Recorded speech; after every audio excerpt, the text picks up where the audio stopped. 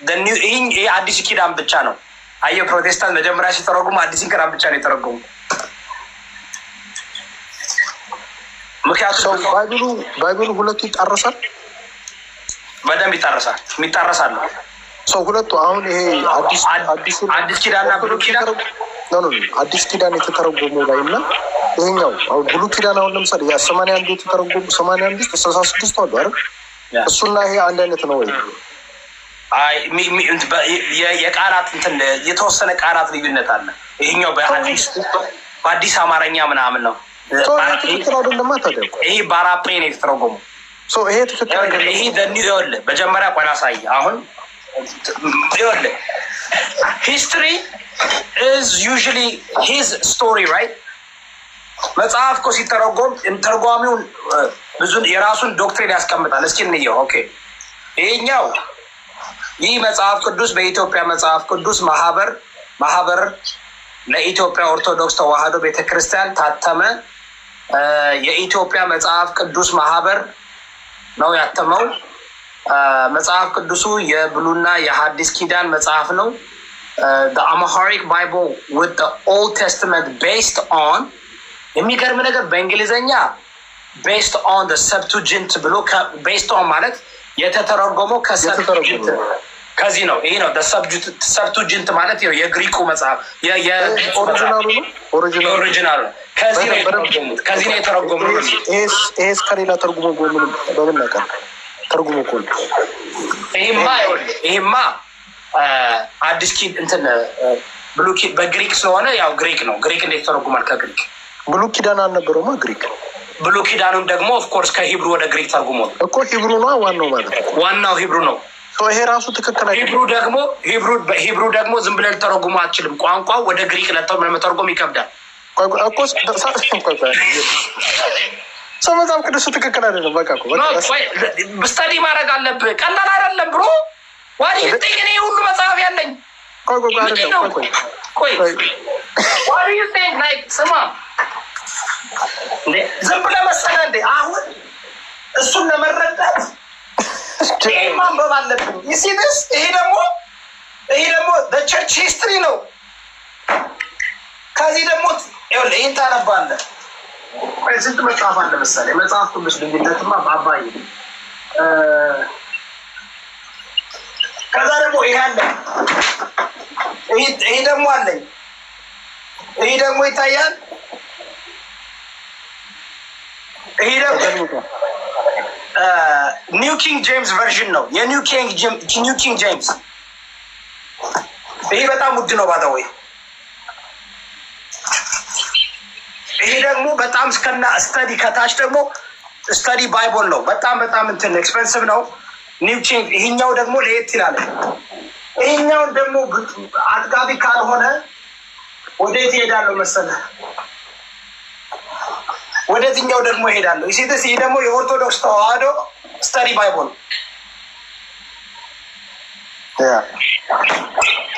ከዛ ደግሞ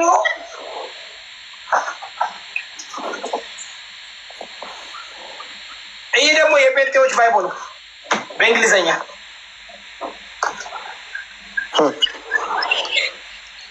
ይሄ ደግሞ ሆሊ ባይብል ዴይስታር። ማን የሰራው ደግሞ እስኪ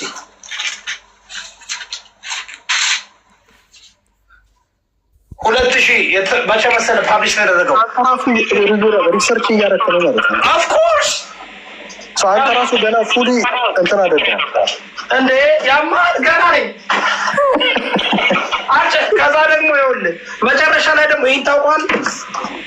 ይህ ደግሞ ዴድ ሲ ስክሮል ማለት ዋናው የተገኘበት ዋናው ጠፍ ይሄ the Dead Sea Scrolls የሚባል ባይብል the oldest known Bible translated for the first time into English ለመጀመሪያ ጊዜ በእንግሊዝኛ የተተረጎመው directly የተተረጎመው ከምንድን ነው? the Dead Sea Scroll ምንድን ነው እሱ? I believe በ1949 ኩምራን ላይ እስቲ እንተነችን አስከበረኝ። እስቲ ፕሮቴስታንቶችን ፓስተሮች አስገባቸው። ይፈሩኛል፣ አይገቡም። እዚህ ጋር ገቡ ሰልሞ ነው የሚወጡ እስቲ ጠይቅ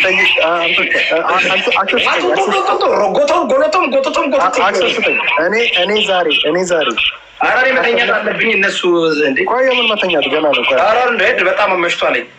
ቆይ አንድ አመጣችሁ መጠየቅ ነው ፓስፖርት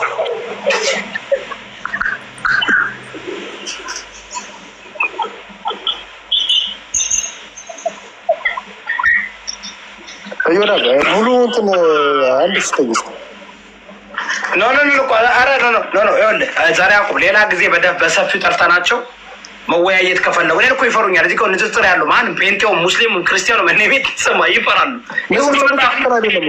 ፉክክር አይደለም ለመማማር ነው። ግን ይኸውልህ ምን መሰለህ ንጽጽሩ ትክክል አይደለም ነው አይደለም ባተው ይኸውልህ አይደለም ያልሆነው ለምን መሰለህ ጥራዝ ነጠቅ እንትን ያላቸው እንደገና ደግሞ ሁሉም ላይክ ኢንዳክትሪኔትድ ሆነዋል። ፔንቴውም ኢንዳክትሪኔትድ ነው፣ ኦርቶዶክስም ኢንዳክትሪኔትድ ነው፣ ሙስሊሙም ኢንዳክትሪኔትድ ነው፣ ካቶሊክም ኢንዳክትሪኔትድ ነው።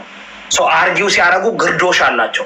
ኢትስ ናት ላይክ ጄኒውን የሆነ ኦፕን ማይንድድ የሆነ ዲስከሽን አይደለም። ኢትስ ላይክ ሊተርሊ ዩ ኖ ቦክስ ስትገባ ዝም ብለህ ለማሸነፍ ነው የምትቧቅሰው። በቃ የሰለጠን ከሆነ ያለው አለ እንዴ ዝም ብለህ ትደባደባለህ። ይሄ እነሱ አርጊመንት የሚያደርጉት ይህ ለማብሸቅ ለመሸናነፍ ምናምን ነው። ሶ ለሰይ አርጊው እያደረጉ አርጊመንቱ ላይ ሜክ ሴንስ የሚያደርግ እንኳን ብትሰጣቸው አይቀበሉትም።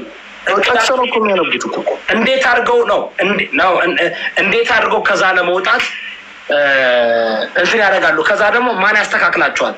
የሚያወያያቸውም መሀይም ነው። እሱ ሳይሆን ንጽጽሩ አንተ የምትለውን ትክክል ነው። አንደርስታንድ ላደርጉት ይችላል። እኔ ግን ጥያቄ ምንድነው ባይብሉ የተበረዘ ከሆነ አሁን በብዛት ምን ያደርጋሉ መሰለህ? ቃላት የሚሰነጥቁት እኛውን ለምሳሌ ህገ መንግስት እንደምንሰነጥቀዋለን ቃል ይሰነጥቃሉ።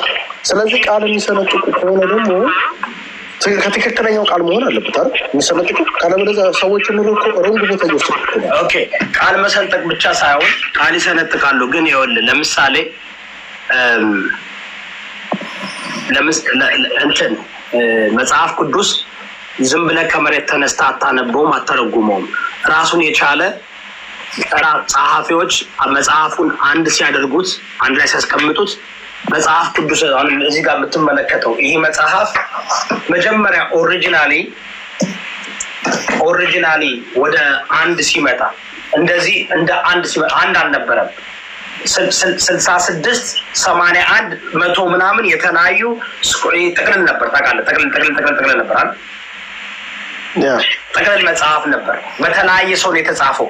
የተለያየ ሀገር የተጻፈ ለምሳሌ የተለያየ ሀገራት የተጻፉ መጽሐፍቶች ናቸው። በተለያየ ጊዜ የተጻፉ ናቸው። ገባ? ለምሳሌ የመጀመሪያው 5 ሙሴ የጻፈው በሲና ተራራ ነው ይባላል፣ ግብጽ ውስጥ ማለት ነው። ኦኬ ከዛ በኋላ የሚመጣው ጃሹዋ መሰለኝ ከ5ቱ በኋላ ጃሹዋ የት ነው የጻፈው? ገባ? መጽሐፍቶችን ስታይ ማለት ነው። ለምሳሌ ጄኔሲስ አለ። ጄኔሲስ፣ ኤክሰደስ፣ ሌቪቲከስ፣ ነምበርስ፣ ዲዩቴሮኖሚ እነዚህ 5ቱ መጽሐፍቶች ሙሴ ነው የጻፋቸው ይባላል አይደል? ሙሴ የጻፋቸው መቼ ነው? መቼ ዓመተ ምህረት ልዩነት አለው። ከዛስ ጃሹዋ አለ። ጃሹዋ ማለት ከሙሴ ቀጥል ወደ ከነዓን ያስገባቸው ከግብጽ ወደ ከነዓን ያስገባቸው ጃሹዋ ነው። ጃሹዋ ደግሞ የእሱን እንትን ጻፈ። ከዛስ ጀጅ ምንድነው ጀጅ የተባሉት? ከጃሹዋ ቀጥል እነዚህ ባጠው የፖለቲካው መሪዎች ናቸው። ታውቃለህ አይደል? አንድ ነገር ማወቅ ያለብህ ይህ የአንድ ሀገር የአንድ ሀገር ታሪክ እያየ ነው። አሁን እስከ ጃሹዋ ድረስ የእስራኤል ወይም የሂብሩ እነዚህ ሂብሩ ላይት የሚባሉት የእነሱ መሪ ማን ነበር? የሁሉ ፖለቲካ ማን ነበር መሪያቸው? ፖለቲካል መሪያቸው ማን ነበር?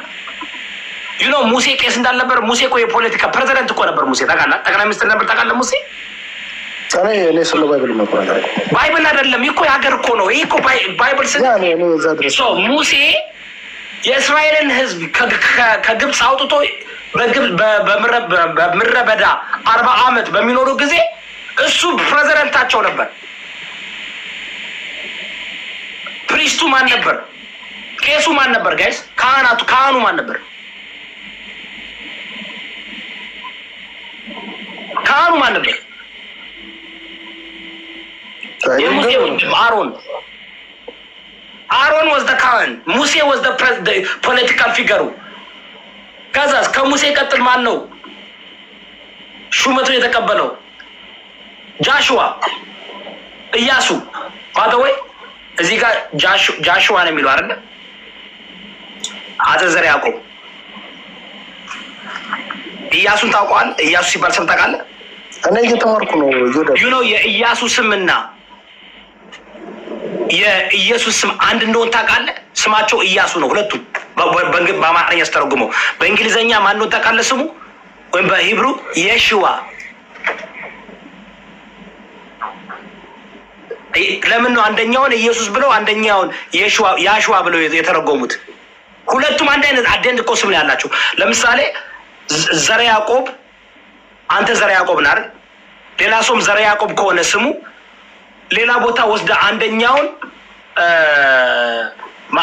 አንደኛውን ኢብሳ ብለህ አንደኛውን ዘርዓ ያዕቆብ ማለት ትችላለህ? ሁለቱም ስሙ ደሴም ነው። ይሄ ጃሽዋ በእንግሊዘኛ ነው። በድሮ እንግሊዘኛ የሽዋ ነበር። ሚኒንጉ ሴቨር ማለት ነው። ስሙ ሴቨር ነው ስሙ። ሂዝ ኔም ኢዝ ያሽዋ። ስሙ ታዲያ መቀየር የለበትም ነበር? አልነበረበትም። አውቀውን የምታመልከው የግሪክ አማልክትን ነው እያልክ ነው። እዚህ አሁን መጥተው ኢየሱስ ክርስቶስ ነው አዳኝ ሲሉ የለም ማለት ነው። የለም ነግሬሃለሁ። ኢየሱስ ማለት ዩ አር ወርሺፒንግ የሮማን ኤምፓየር፣ የግሪክ እና የሮማን አማልክት። ኢየሱስ ማለት አይታወቅም ማለት ነው። አይታወቅም ስሙ። ኦኬ በአማርኛ መተርጎም ካለበት ስሙ መሆን በአሁኑ በዘመናዊ ከሆነ መተርጎም ከፈለክ ኢያሱ ነው ስሙ። አሁን እዚህ መተርጎም ከፈለክ ነው የምልህ። ፓስተሮቹ፣ ቄሶቹ ታዲያ ሮንግ ፐርሰን ነው ማለት ነው። ያው ማቁማ ዝም ብሎ የማንም ከስንዴና ከምን ጋር ከሆነ ተቀብለው እንትን የሚሉት ፓስተሮቹ ምናምን።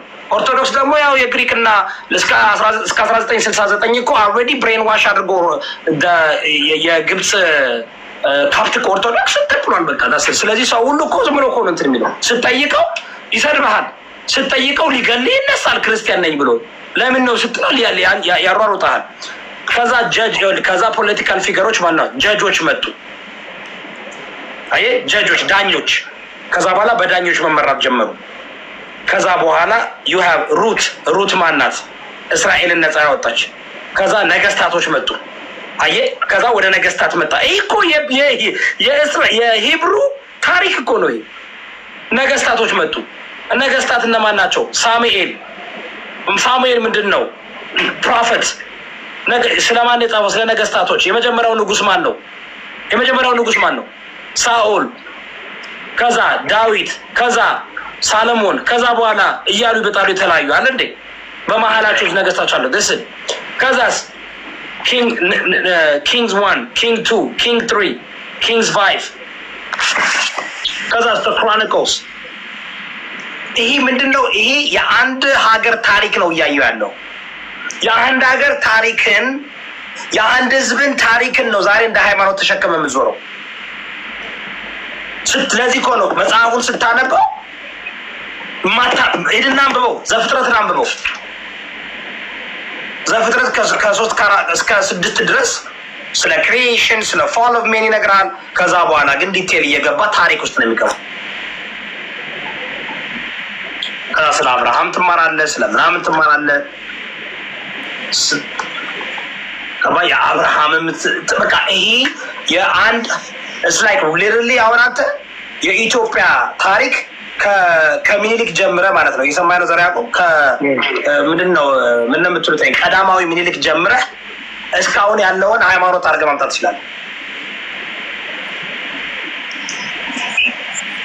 ይሄ ገብተህ ስታነበው የሚያወራው ስለ ህዝብ ነው። ይህን የሚመለከት ህዝብ አለ፣ የተጻፈለት ህዝብ አለ፣ የኖረው ህዝብ አለ። ያ ህዝብ ማን ነው? ያ ህዝብ ማን ነው? እኔ ነኝ። እኔ ያን ህዝብ ነኝ። ነጮች እዚህ ውስጥ የሉ።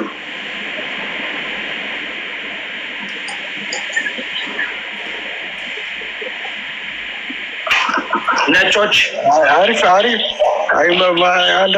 እዚህ አንዳንድ ሰው መማር አለበት ነው።